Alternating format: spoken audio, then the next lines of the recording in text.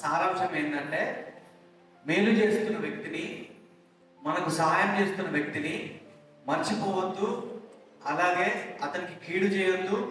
అలాగే ఆ స్థితి నుంచి లేవనెత్తిన వ్యక్తులను ఆ స్థితిని మర్చిపోకుండా ఆ స్థితిలో ఉంటున్న వారికి సహాయం చేయాలి, అలాగే మేలు చేయాలి అనేది ఈ మూల పాఠము, అలాగే సారాంశం. సార్, మీకు ఫీజు కట్టడానికి ఇంతకన్నా టైం ఇవ్వలేము. మీరు స్టూడెంట్ యొక్క టీసీ తీసుకొని బయలుదేరండి. సారీ మేడం, ఒక 1 వీక్ టైం ఇవ్వండి. లేదు, ఎందుకంటే అందరికి ఒకటే రూల్స్, మీకు మాత్రం సపరేట్గా ఫీజు కట్టడానికి టైం ఇవ్వడం కుదరదు.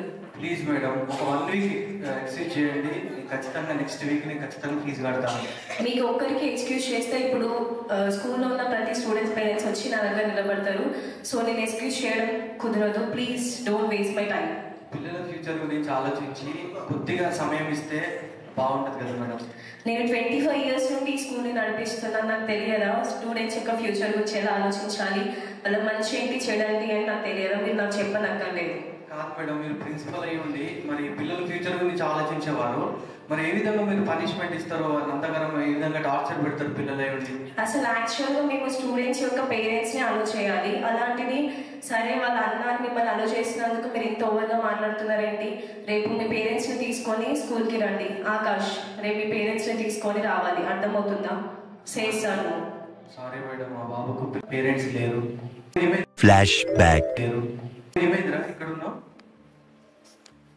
ఆకలిస్తున్నా. డాడీ నెంబర్ ఉందా? నాకు నాన్న లేరు. అవునా? అంటే మమ్మీ డాడీ ఎవరు లేరా నీకు? నేను పుట్టినప్పటి నుంచి ఎవరు చూడలేదన్నా. అయ్యో అవునారా? సరే ఓకే, ఇప్పటి నుంచి వెళ్ళి నేను నిన్ను చూసుకుంటా. నువ్వు మంచిగా చదువుకోవాలా, మంచిగా ఉండాలా. సారీ ఆకాష్. సారీ ఆకాష్. ఒక 1 వీక్ టైం ఇవ్వండి మేడం. ఏ విధంగా అయినా ఈ బాబు గురించి నేనే అన్ని చూసుకుంటున్నా కాబట్టి ఖచ్చితంగా నేను 1 వీక్లో నేను ఏ విధంగా అయినా కష్టపడి మనీ అరేంజ్మెంట్ చేసి మీకు నేను ఫీజు కడతాను బాబు. లేదు, నేను 1 వీక్ టైం ఇవ్వను. ఎందుకంటే ఇక్కడ నుండి ఆకాష్ ఫ్యూచర్ స్టడీస్ కూడా కావాల్సిన ప్రతి ఫీజ్ నేనే చూసుకుంటాను. మీరైనా ఫ్యూచర్ గురించి ఏం టెన్షన్ పడకండి. Thank you so much madam. Thank you చెప్తాను మేడం. థ్యాంక్ యూ అవసరం లేదు. నువ్వు మంచిగా చదువుకొని మంచి ఉన్నత స్థానంలో ఉండి మీ అన్న పేరు కాపాడాలి, నిలబెట్టాలి.